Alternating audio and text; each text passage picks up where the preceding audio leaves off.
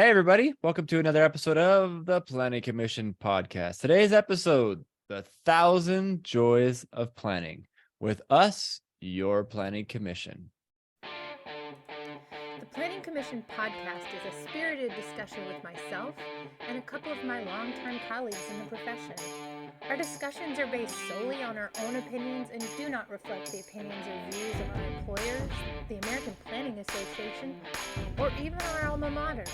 So grab a seat in the back of City Hall, dig out an old copy of Robert's Rules, and for goodness sakes, read your packet. The Planning Commission is now in session. Podcast. Today, let's get into it. We're going to get into our discussion item, our whiskey pairing, our interview, and our lightning round. Let's do our roll. Commissioner Smith. Here, present, counted for. Commissioner Kostelik. Here, 1,000 joys, which I think we've got at 300 minutes to get through this. So this episode will be a little bit longer. That's a long time. All right. And I'm here. I think we just went over our agenda. So can I get a motion to approve? Moved. Thank you. All right. So to our audience, just as a reminder, you can go and see all of our episodes via YouTube and via video, or go listen to them. Go to our website, www.theplanningcommissionpodcast.com. Amazon, Apple. We've gotten some really good emails lately, and we've got a few tricks up our sleeves on that, I hope. So keep them coming because they're fun and we really enjoy them. But today's episode is a little bit different. Today is just going to be about the positivity, man. We're not going to mire ourselves down in the pessimism and all that yucky crud. We're going to be happy. And we're going to talk about what makes us happy as planners and what fills our cup. But before we do that, let's just start off with, I'll set the table with this. What's making you happy right now, this week, maybe today, whatever it is? What is making you happy? Either of you want to jump in? Yeah. Warm weather and the 60 years of planning that has gone into the Boise River Greenbelt system. Yay! Even though it's partially flooded now, it's great to get out. That's okay. That's a good one. Yes, it is. The weather's changing and the pastiness of us Caucasian folks is going to change with it, thankfully. Jess? So this is the time of year called breakup in Alaska, and it's when everybody breaks up from their winter boyfriend, but also it's when all the snow is melting, the ice is melting, and so the rivers that have been frozen are breaking up. But what's really great, and I remember this the first spring I was here, is what I love about this time of year is you can see the sidewalks again. So it's all melting. I can see sidewalks. They're covered in gravel because it's too cold to use salt, but it's really nice. And we got some nice infrastructure here, and it's sad that it's covered in snow for 8 months a year. Here's a tip for anybody going to Alaska in the spring. Don't necessarily bring your best shoes, because they're going to be utterly destroyed as you're walking around those sidewalks and all that gravel, that traction sand. It's the glacial silt. It's the glacial silt in the aggregate they use for the roads. It just is sticky and gets everywhere. So not 1,000 joy. It's 1,000. It's 1,000 pieces of silt, is what it is. Sorry, my condolences to the Alaska Chamber of Commerce for that, but just getting everybody a heads up. Mine has been, I'm gonna jump in, man. I guess this is our big week here in the city of Boise for our planning or our zoning code rewrite, and the decision is at least to recommend or deny is coming up this week. But it's been a good process, and I've enjoyed it. It's not every day. This really moment is not lost on me, man, because we last updated our code 55 years ago.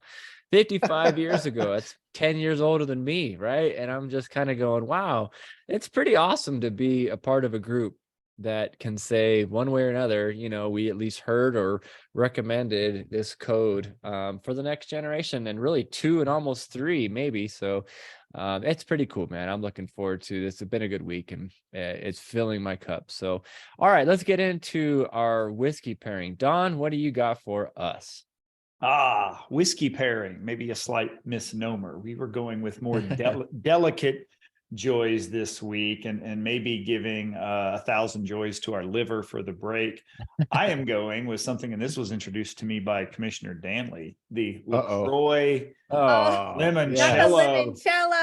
This is like a lemon cake mocktail in a can. It doesn't get any more refreshing and joyful than this. So I know you guys have your own joyful drinks. So what would you LaCroix?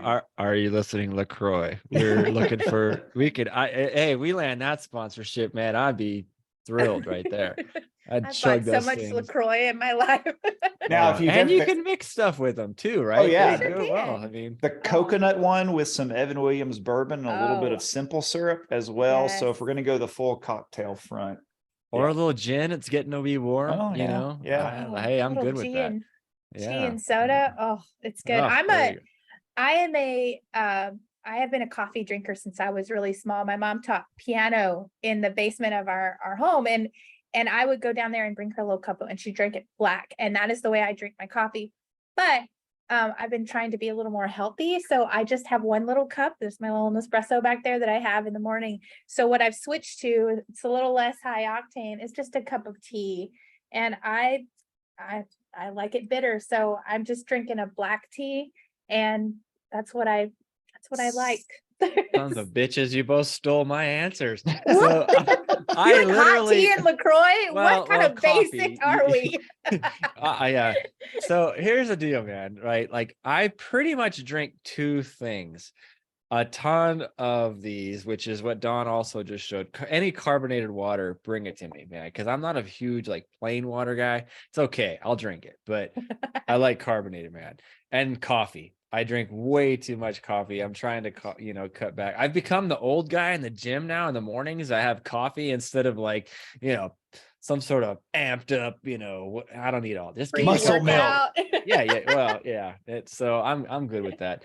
But yeah, coffee's my jam. No doubt about it. And so, but I don't go crazy. So here's the thing. I hate, drives me crazy when I see people in line for the 1,000-calorie, quad shot mocha pump 5 blah blah blah. I don't need all that, dude. Just give me a good cup of coffee. As Dennis Leary said in his stand-up back when he was doing that, can I get some coffee flavored coffee? That's all I want is coffee flavored coffee. Right. We've lost our dang minds. How do you like it? Like, how do you like it when you my splurge, if I have a splurge on coffee, it will be an Americano. And that's pretty much it. I don't need, like I said, man, look, I guess I'm a purist in that way. Call me what you want. And elitist, fine. I'll take and wear that badge. Because if it's just good coffee, that's all you need. That's all you need, man. That's all so anyway, that's it. And when it's bad, it's horrible. Right? We've all had, God, bad. I'm to the point now, if I know where I'm staying in a hotel, I'm taking the AeroPress and the water boiler with me and that. But I never go sugar. I'm just straight up cream with coffee. I don't like any other flavors in it. So that fly is dead. We beat the hell out of coffee. No, listen, so there you go, coffee world. They serve Folgers in the office here, and I don't know. No, I am dead serious. It's labeled. They're proud. And listen, I'm gonna tell y'all right now. I know people at work listen to this podcast, and I want to tell you right now, that's gross. If you want a real cup of coffee, yes. That's our intent. LaCroix, if you're listening, LaCroix. Right. That's a tip. Honey. That's a tip for our younger planners, is that if you're not into coffee yet, then I don't know what you're waiting for, but it's coming. It's totally coming. But secondly, that's a tip.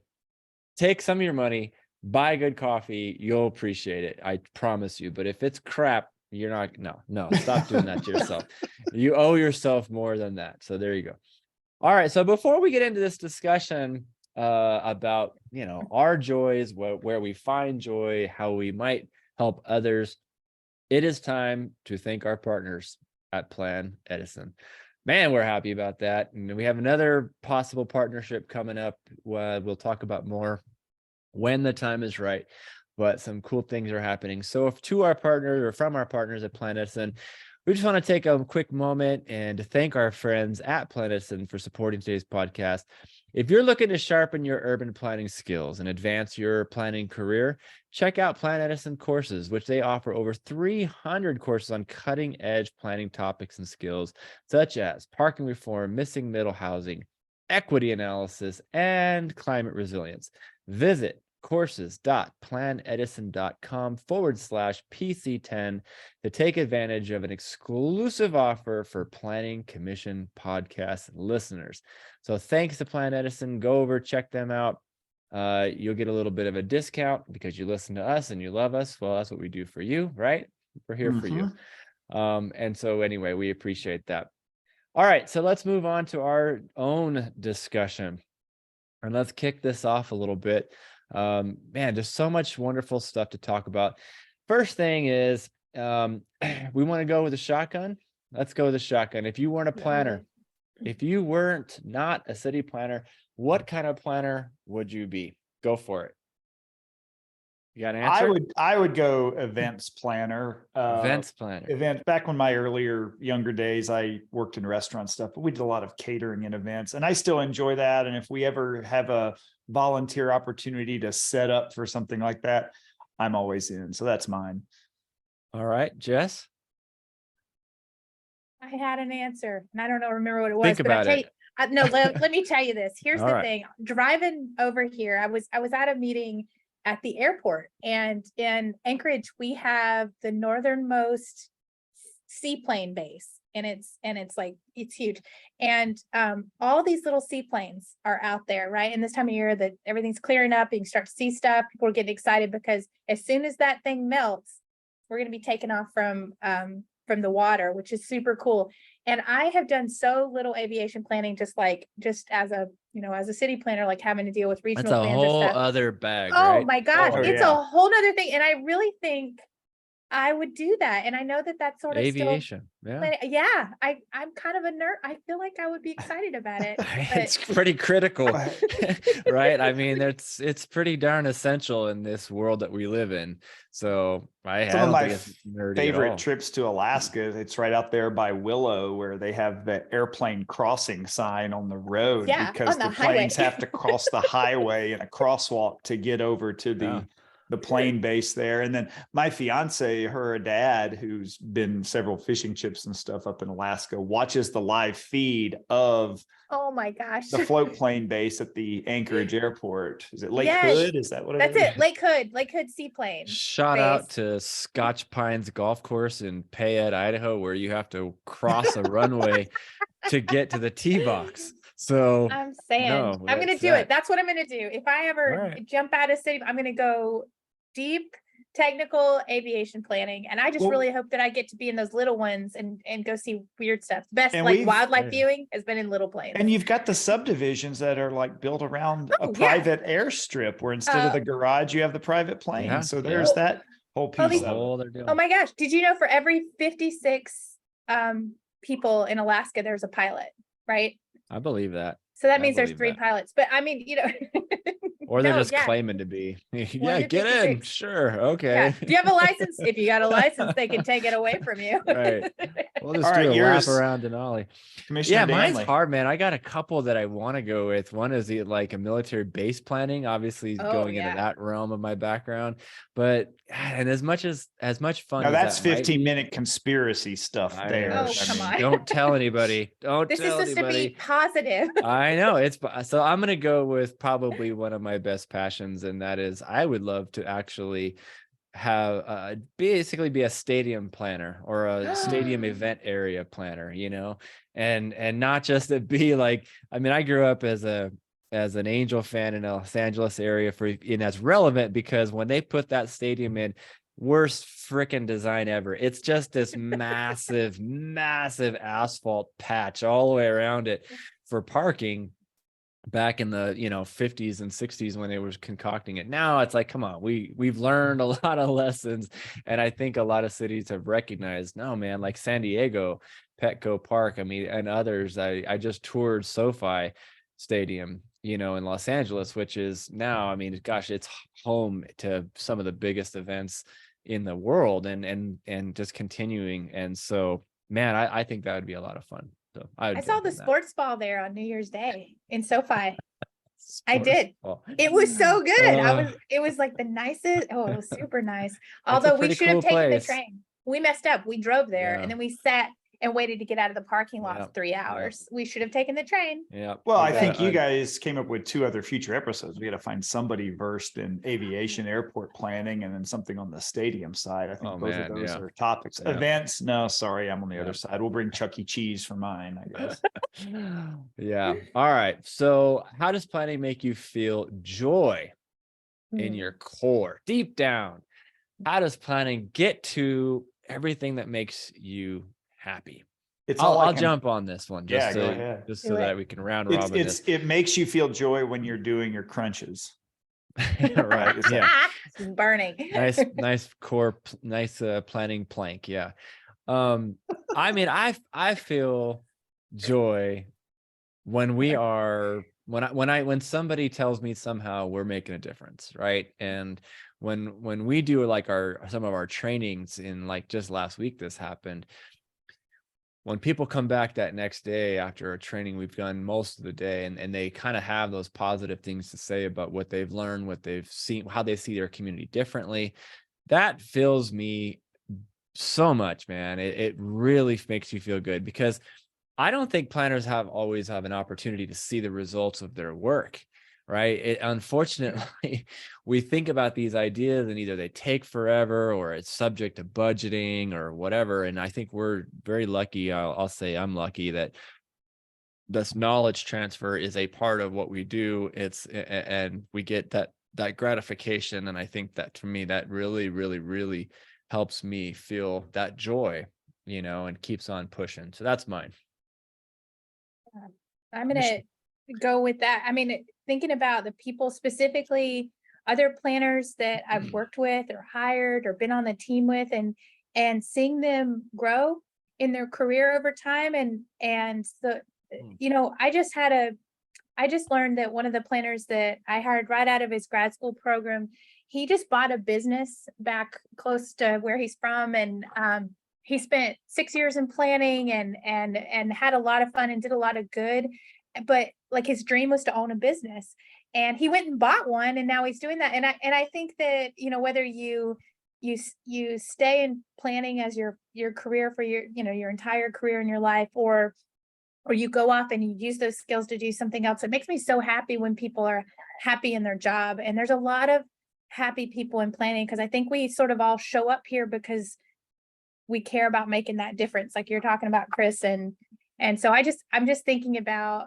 being back in Alaska. I'm seeing a lot of folks that I'd worked with years ago, and how far they've come, and what they've learned and what they're doing. And planners at 10 years ago were very inexperienced, and now they've grown up, and they're in charge of things, and they're doing great work. Yeah. And that makes me really happy, seeing those people changing lives. Dang it, you're gonna make me come back after Dawn. I have something I gotta add to that. So that's a good prompt. So Dawn, what do you have? I love it. I think mine is, when we go out and do these trainings that we do, and we call them the Looking Glass Academy, and it's mostly on walkability, a little bit on bikeability and urban planning and design. And what I find that I love the most is that we can always find a unique circumstance that's both positive and replicable elsewhere. When we 100%. Go to these communities, everybody's going to have that high-speed, unsafe road, that crappy sidewalk segment, that lack of a buffered sidewalk, that big box development that's not walkable. That's pretty common. But when we find a certain type of street treatment or a way of building orients, or just something in a city park that we've never seen before, that means I can take that, run with it, think about it, apply it, and bring it to others. And even better, when we find those things in Fruitland, Idaho, or Mountain Home, Idaho, because that doesn't have the same context to it as saying, well, here's a great example from even Boise or Portland or Seattle that could turn people off immediately. Hey, they're doing this in Fruitland, Idaho. Yeah, you really don't have a reason to not do it in community X. Yeah. And in some ways, to me, that's even more meaningful, because their resources are so much more limited. and yet, you know, they get stuff done, and in some cases are very effective at it, and it's pretty awesome. Well, we had this one last week where I think, going back to even our first discussion and intro, here we had a city engineer that, hey, they were there to learn. And I think our first day was like, oh, this guy is what we might typify as an engineer, right? Yeah. We could kind of see the wheels of consternation turning in the head. And by the next day, he was almost a different person and trying to think of solutions. And I think seeing the positive response from a mayor and council member and a city manager and others in the room that they would like to be seen, let him then use his knowledge and creativity for that. So that's just another output of those that is really joyful to see. That's good. So I'll come back to what I was thinking in the next question. I know it's coming up. So let's move on to the next one though. So what is the brightest example of planning happiness that you can think of? The brightest example of planning happiness you can think of. Either of you got something? Little kids in a playground.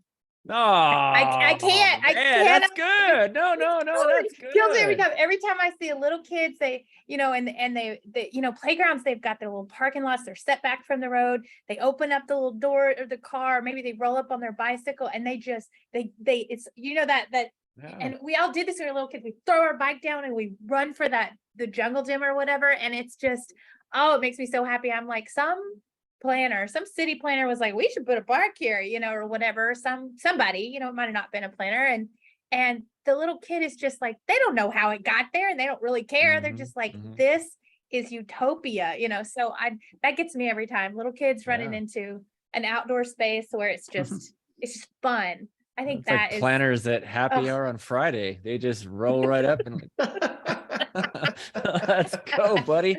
I love it. On. How about yours, Commissioner Danley? So I'm going to throw you a curveball because mine is not a what, it's a who. Ooh. And the who is, as a brightest example of planning happiness, is a person that both of you know, I think, a person named Dan Burden. And Dan Burden, if you don't know that name in the planning realm, you need to, frankly. And I know many people do, but Dan is a bit of a mentor for me in a way he didn't even mean to, but he planted a seed long time ago, got a chance to hang out with him all day, and 15-16 years ago or whatever, and man, it mattered. And I've had the good pleasure of sitting down and working on doing a walk audit with. I had to actually take over for him at one point on one, and that is a happy man. That is a happy human being. And he's happy because he loves what he does. And that man has seen damn near every city in this country. He was at one point in time on the road 330 days a year. I said that correctly, 330 days. He loved traveling. And so I appreciate that. I envy that, because kind of what you were saying, Don, about us having the opportunity to go to places and see their forest for their trees, right? That's what he does. That's what he's done his whole career. And he leaves people happier with his presence about being a very positive person, but using planning to do it. And so I'm going to say, Dan Burden, one of my heroes, thank you for making me happier as a planner. I'm going to go with one probably a little more personal, and just because it was recent, but I think it speaks to the spirit of the network of friends and people we have. And if you know my work, it's in a lot of ADA compliance and that, and something I'm blessed to kind of, I think, understand the technical features of, and for people with disabilities to be the technical advocate for that stuff and arming them with the right things. And a lot of stuff came full circle a few weeks ago when a posting on my high school classes Facebook site was for a man who had cerebral palsy, and he was in a wheelchair when I was in high school. And I think of just the times that the one elevator we had would be broken, you know, and just his ability to even go between floors. Well, it was posted that he's essentially had the same wheelchair since I would have been in high school, and they need $15,000 in a fundraiser to replace that and buy him a new one.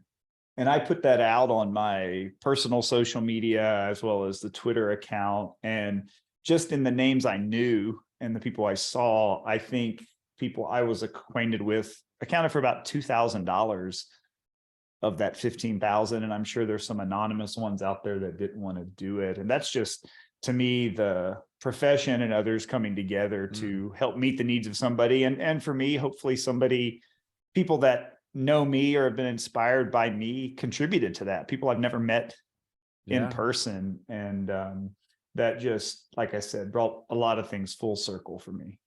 Yeah, that's a good one. That's a good one.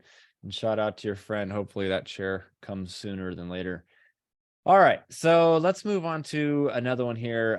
How can experienced planners that are burned out, how can they find their spark again? And hopefully it's not at the bottom of a shot glass. That's not find that spark there, right? No. I was going to say, one, get better coffee. Yeah, we've established that. It's the little things. It really is. Right. It's not the best part of waking up if it's Folgers. Right. That's not going to get you into the office any faster. So I got one on this. I'll jump in here. And man, it's hard to admit that I feel like I'm now at that age of, I wouldn't say burned out, but at a point in a career where it's like, it's possible, right? Like been around the block a few times in this profession and kind of going, yeah, I can understand that. But for me, I want to say, when that knowledge transfer I mentioned earlier is huge, but I'm going to say the opportunity that you get to help and mentor people, especially that younger generation. And it's happening right now. Again, we have an opportunity. There's somebody here local who is kind of starting on his own, and we kind of connected, and he does GIS work, and I'm like, let's do it. Let me help you out. And we figured out how to do that, and it's happening. And this guy is so grateful that it makes me feel fantastic, right? Like, wow, this is cool, because that happened to me when I got kicked out on my butt a couple of times. A still very good friend of mine to this day was that seasoned planner type of a person, and he helped me create the business, start figuring out how to go about doing this, and really helped by mentoring me. So if you are burned out, I think if you can have an opportunity to work with that next generation, it will remind you of your own value. It will remind you that you have attained a tremendous amount of experience and information that is worth them knowing, right? And you'll feel that when they learn from you. But if you're just amongst people that are similar in your peers, that might not be appreciated as much. So that's mine. Mentor, go out and do it. I mean, and that I was going to say something similar. It's so funny. I had, I've got 2 entry-level planners that work for me, and they, I had them up last week, and we were all together in person, and I sat them down. I said, what do you know, how can we best use your time this week? And they wanted to know, they had a question. They said, how do you know how to do like a plan? Like, we have a couple of big regional long range plans we're doing. And I said, what do you mean? And they said, like, how do you know, like, we'll be working on something, and you'll say, hey, you know, call this person and do this thing. And I was like, oh, so it's that thing. Like, if you've been wandering around in this industry long enough, and you kind of do the same thing over and over again, it can really burn you out. And you think, gee, I feel like I just updated this. And of course it was like 5 years ago or something, you know, why are we doing this again? But these new planners, they're giving me such life, because they're asking, how do I know this stuff? And I'm like, gee, I have no idea. And it's usually something like, well, I know somebody that did it once and I watched them, and I'm sort of doing that too. So I love that. And I think the other thing, so I'd had a couple of like bouts of burnout in my planning career. Happens, right? It's awful. And, you know, different things add to that. But I remember a time when I said, you know, I'm going to take a break. And I actually for 2 years went and did something else. And I tell you what, it was still related and all of that good stuff, but it was totally different. And I was doing training work, and I really enjoyed it, but I felt like I started to miss what I had been doing. Yeah. And it brought me back into the world. But the cool thing was I got to work with folks that I didn't usually work with as a planner, and it gave me new perspective. And just like y'all going and visiting, when we go visit other communities and we see cool stuff and we bring it back and we think about it, I started thinking about how I could do things differently as a planner because of these other folks I had engaged with. Yeah. So traveling, you got a chance to go around and travel a little bit, right? Well, So, yeah, absolutely. But yeah, do something else. If you're completely burned out, don't be afraid to go try something else. We'll take you back. So what do you have? Man, I once saw chuck a set of keys across the desk because he was very burned out. Oh, how does this happen? None of us have been working long enough to really be burned out, have we? Didn't I throw him right across the room as the agency director came walking through the hall and it skipped in front of him? Yeah. It's like an Office Space situation. Yeah, that was a moment. That was a moment. You hit a nuclear button. I would say, and this, go to a conference of a different subject matter. Like, get completely out of planning. Go to a health conference, even if it's not health and planning. Go to an economic development conference. Go to an AARP livable community. Something different to tilt your brain in a different way, especially if you're sitting there in the doldrums of just reviewing development plans and writing staff reports. And it's an incredibly important facet of our profession, but we get why it's not the most mentally stimulating. But I think you'd realize when we think about planning as a whole, health, safety, general welfare, there's all those other subject areas and conferences and free webinars that you can attend and just get your mind in a different space. It'll make yourself better and improve your well-being. And I mean, there's other things I would add just quickly. I think travel is amazing. I think travel, no matter what it is, man, you can find joy in the smallest of small towns, perhaps. And obviously some of the more renowned one, that goes without saying. You never know if you're going to find a stainless steel bathroom with a, I don't know. You might get it all in one. Right. You never know what you're going to find. And so there's curb extensions in unexpected places. Right.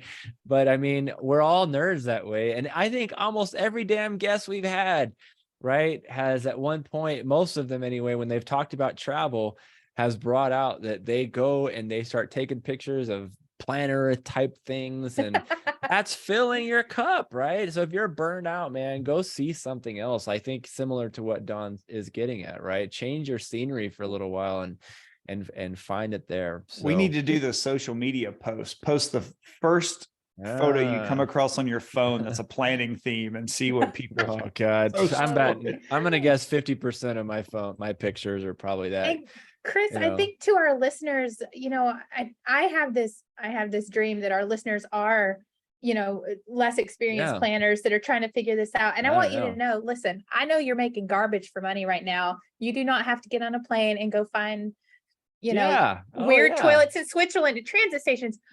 Get in whatever your mobility is and go to the next town over, go to the next neighborhood over, because just kind of think about it. You don't have to go far. So when we're saying travel, like, go to that next little town, 100%. It's going to be fun. Yeah. I find joy in some of the smaller towns in our own state. There's a couple of my, for me, I've mentioned Sandpoint, Idaho a number of times on this podcast. I love it. I just go up there and it's just kid in a candy store, and it's only a population 6,000 people, right? But that's like the best size. Yeah, it's a great place to go. I don't need a passport. I didn't, and so All right. Well, with that, let's go into our own sort of a version of a lightning round and explore this a little bit quicker and jump around here. So first things up, I gotta know, what is your super secret planner fantasy? Or maybe you're not so secret fantasy. So secret anymore. It's no pressure. Mom might be listening, or the boss. I don't know. My planner fantasy. Yeah. I said I don't have to drive, ever get into a car. I get motion sickness. I don't like it. I got a flat tire the other day. I'm just like, Why do I own a vehicle? And there's a real reason. Listen, all you nerdy planners out there that say, oh, you don't have to own a car. You come live in Alaska, you come live in Anchorage, and you explain to me how you're going to do it. Like, it's a little different. But I was so upset about it. And I was like, I hate this thing. I hate this cage that I'm in. And I just really want to be in a place where I don't have to use it. And one day I'm going to live there. You get your pilot's license like every other 1 in 56 Alaskan. And I don't want to get in an airplane either, Chris. Like, no motorized vehicles. Okay. I don't want to have to get on a bicycle. I want to walk. Preferably maybe like a moving sidewalk. Can we do that? I'll get real lazy, but no, I just want to be able to walk out my door and go to work and go to anyway, I'm working on it. It'll be there one day, but I want curbside skee ball machines, especially at signalized intersections, because I'm sitting there waiting 2 minutes anyway. Let me throw some balls up here, and if one of them flies off and breaks a windshield, I'm fine with that. But if we're going to make pedestrians wait 3 minutes a signal, let's give them some damn entertainment, have the tickets come out, and maybe you cash in the tickets to get your own leading pedestrian interval or whatever it may be. So there's mine.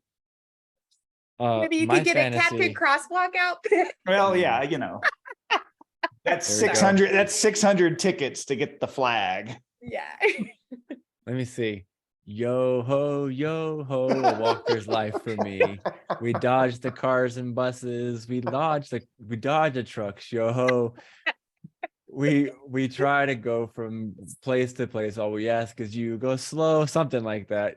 That's the song. Yo, what is this? Ahoy! That's the Captain Crosswalk song. He had a song. It's something like that. It's been a few years. I gotta dust off the. Why aren't we doing karaoke right now? That's what And it was with a groggly voice. Yo, there we go. Like that. So curbside karaoke machines. We talk about the traffic signal boxes in Nashville that are playing country music. Oh my gosh! Hook up a karaoke machine. I like it. Beatbox on the corner. I can sing "Lamb of God's Walk with Me in Hell" while I'm you cannot. You're not there on a hellish road. Yes. Well, on that note, my secret fantasy is to take every DOT engineer in this country, put them in a wheelchair, and ask them to cross every 7-9 lane strode that they've ever blessed as complete, and just look at all the deer and headlight looks and just go, yeah, now you know, right? I want you to feel that feeling, and I would pay to see the look on your face to make that happen. So y'all went real dark with this. Yeah. Okay. All right. So I was thinking of, no, my other one was, well, this isn't my fantasy, but it was funny. I don't know where this came from. Chris knows this. We used to have neighbors that recorded a podcast, except their podcast was on swinging. And not with 2 ropes and a board. No. So, well, maybe it could have involved. We have an award-winning planned community here in Boise that's kind of famous for that. So I'm thinking that would probably be their planner fantasy. Yeah. Okay. On that lovely note, a couple more questions to wrap up. So what's your favorite plannery thing going on in the world right now? There's a lot of stuff going on in the plannery world right now, it seems like. I'd say for me, this week, North Carolina General Assembly, probably one of the most backwards legislatures we've had in the last 15 years. I mean, they kind of give Idaho information.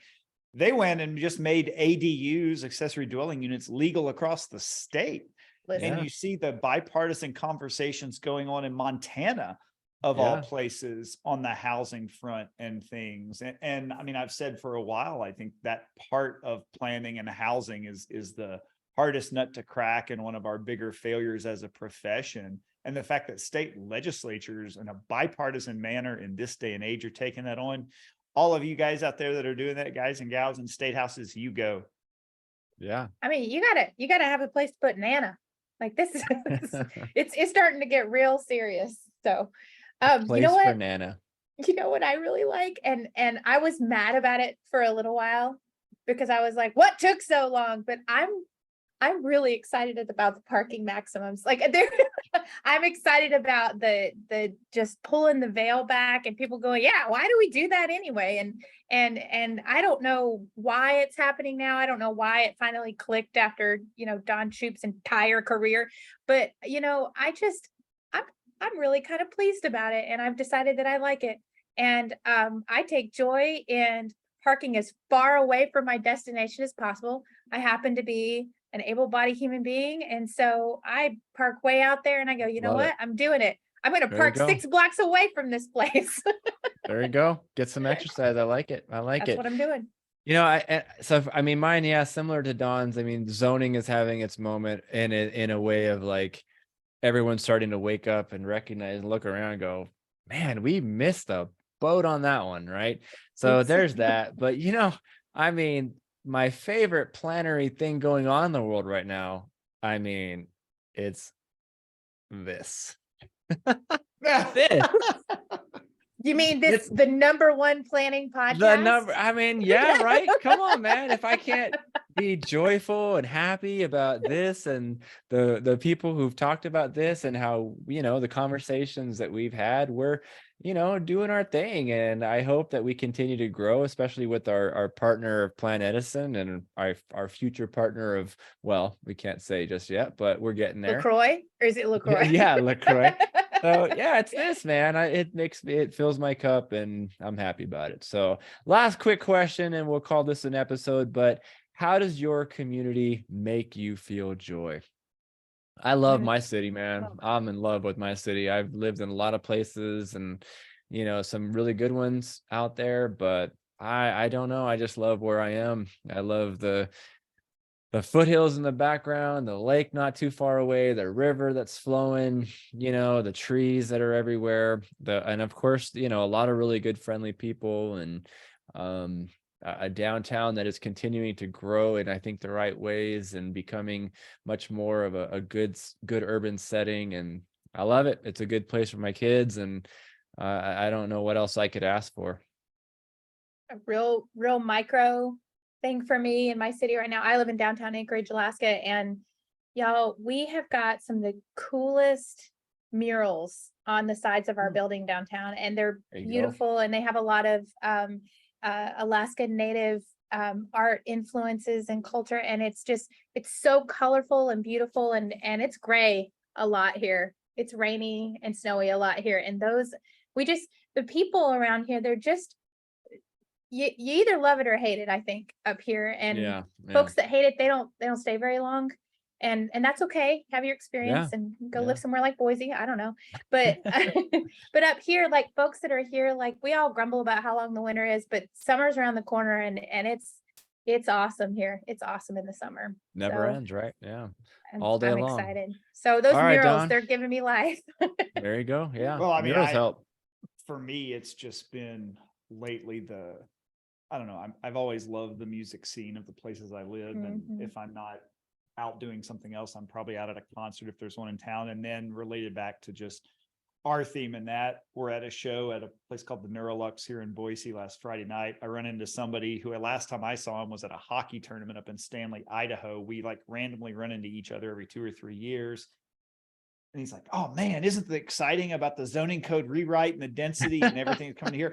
And not a person that's in our profession and not in our field. And so for somebody else to be that tuned into it, that supportive, and that's what we're talking about at a bar on a Friday night at a concert. But it was just that definitely made me smile. There you go. That's a whole other level of nerdom to be talking planning on a Friday night at a hard rock show. I like that. This was a classic country show. So classic. Well, that makes more understandable. Now it's understandable. Yeah. Right. Yeah. We had the smallest belt buckles on in the whole place, so we had to find something to talk about. Something in common. Yeah. What's a planner belt buckle even look like, right? Like, if you're comparing it to a rodeo person, like, what did we go? That's a whole other episode. All right. Well, with that, we're going to bring this one to a close. 1,000 joys of planning. We hope that you've enjoyed this discussion. I know I certainly have. I think it's been good for the soul. And keep on coming on with those emails. We appreciate it. Just as a reminder, hit up our website, www.theplanningcommissionpodcast.com. Subscribe, like, and keep on listening. We appreciate it, and we'll keep on doing our thing. Commissioners, can I have a motion to adjourn? So moved. Second. All right. Thanks, y'all. See you on the flip side. Hey, everybody. Commissioner Danley here.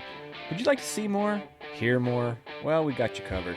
Go to our website, www.theplanningcommissionpodcast.com. It's got everything you want. Guests, yep, past episodes, the video, the audio, even our whiskey pairing, links to everything about all the people we've had on, books, websites, you name it. It's unbelievable. If you want to reach out to us, please. We'd be more than happy to chat. You can email us, planningcommissionpodcast@gmail.com. You want to tweet at us? Go for it, @planningcommish. We're also on YouTube with the Planning Commission Podcast channel, Facebook. Heck, send us a carrier pigeon if you need to. We'd love to hear from you about ideas, guests, you name it. Thank you for listening. We appreciate it. We'll keep doing our thing. You keep doing yours. Have a good one.